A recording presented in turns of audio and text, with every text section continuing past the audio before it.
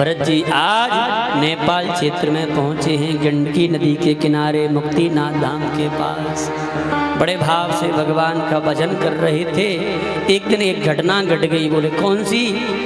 कि तपस्या करने के लिए बस बैठ ही रहे थे, आसन लगा ही रहे थे, तब तक क्या देखते हैं एक मृगी जल पीने के लिए आई है। मृगी गर्भिणी है, गर्भ में शिशु पल रहा है, जल पी रही थी। तब तक पीछे से एक सिंह ने धाड़ लगाई तो हिरणी डरने लगी, मानो अपने प्राणों को त्यागने के लिए उस जल में कूद पड़ी। और डर के मारे जैसे हिरणी गिरी तो जो गर्भ में शिशु था उसको जन्म दे दिया। और हिरणी का तो प्राण अंत हो गया, लेकिन जैसे ही शिशु बाहर आया तो जल में बहने लगा। और भरत जी ने ये दृश्य देखा तो भरत जी का मन पिघल गया, क्योंकि इसकी माँ तो मर गई है, अभी शिशु है, बच्चा ये भी मर जाएगा अगर मैंने इसको नहीं बचाया। तो महाराज भरत जी सिंहासन को, अपने आसन को छोड़ के भागे और उस शिशु को उठा करके बाहर ले आए। अब तो अपने आश्रम में रखने लगे।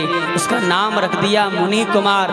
जैसे जैसे अपना नियम बना रहे हैं वैसे वैसे उस हिरण की भी सेवा करते रहते हैं। इतना मन इनमें आसक्त हो गया, जो भी काम करें तो बिना हिरण के बच्चे के नहीं करते हैं। सिंहासन आसन पर बैठते हैं तो हिरण का बच्चा साथ में बैठता है, भोजन करते हैं तो साथ में उस बच्चे को भी खिलाते हैं। जहाँ जहाँ भरत जी जाते हैं वहाँ वहाँ हिरण के बच्चे को लेकर के साथ में जाते हैं।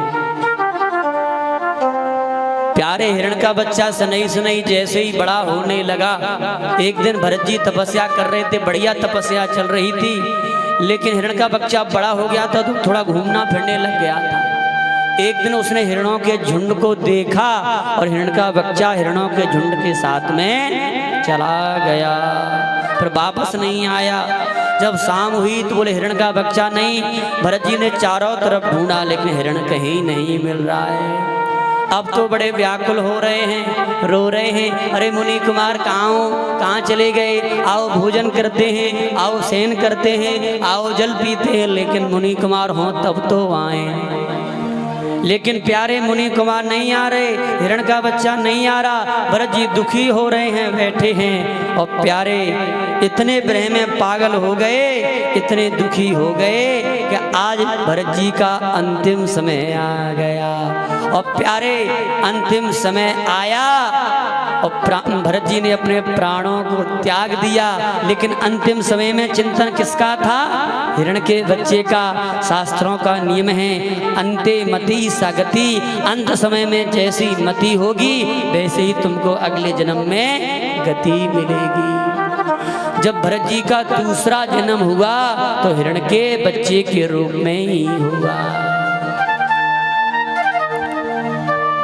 और जब भरत जी हिरण के रूप में आए तो भरत जी को पूर्व जन्म का स्मरण तो रहा, लेकिन अन्य हिरणों के साथ में घूमते फिरते नहीं है, एकांत में बैठे रहते हैं। कुछ खाने को मिल जाए तो ठीक, नहीं मिले तो ठीक। एक दिन अनायास उस जंगल में आग लग गई, सारे हिरण तो भाग गए लेकिन भरत जी नहीं भागे और अपने प्राणों को उसी अग्नि में जला करके भस्म कर दिया।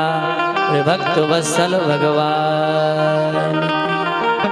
एक संत कहते हैं जब भरत जी ने एक हिरण का स्मरण किया तो अगले जन्म में हिरण बनना पड़ा, लेकिन ये कलयुगी मनुष्य अंत समय में ना जाने किस किस का स्मरण करते रहते हैं, तो इनको कौन सी गति मिलेगी। तुलसीदास जी कह रहे हैं एक मृगा के संगते भरत धरी मृग दे,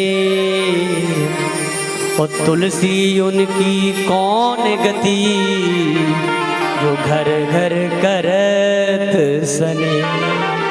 इनको कौन सी गति मिलेगी जो घर घर में स्नेह करते डोल रहे हैं, इनकी तो राम ही जाने। भक्त वत्सल भगवान की